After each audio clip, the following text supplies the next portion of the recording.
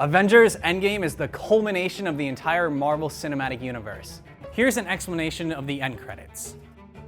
Now, before we say anything else, we have to warn you, this video contains spoilers.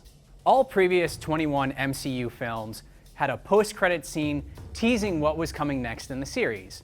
Endgame takes a very different approach. There are no visuals for the end scene. Instead, we just hear the sound of a hammer banging. But there is a deeper meaning behind it. It's a callback to Tony Stark building his first suit in 2008's Iron Man, which kicked off the entire MCU.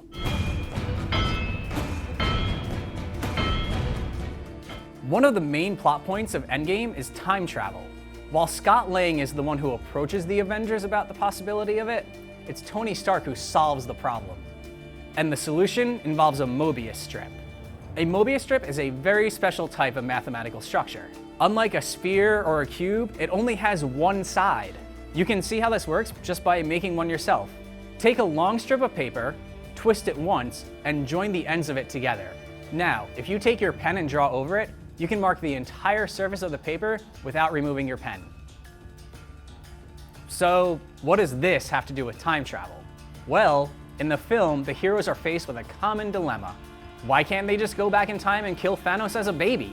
The problem with that is that time in the film acts like a Mobius strip. You can only travel in your current loop. So changing events in the past won't affect the current timeline. It'll create an alternate timeline, which is not what the heroes want. The heroes settle on a different approach, one that will have just one outcome that they can control. Travel back in time to get the stones, and use them to reverse the effects of the snap and bring everybody back into the current time. So, getting back to that clanging sound, it turns the entire MCU into its own Mobius strip.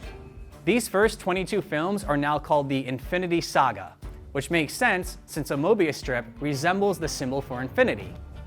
Watch all 22 movies all the way through, and you end up back where you started, with Tony Stark making his first suit of armor.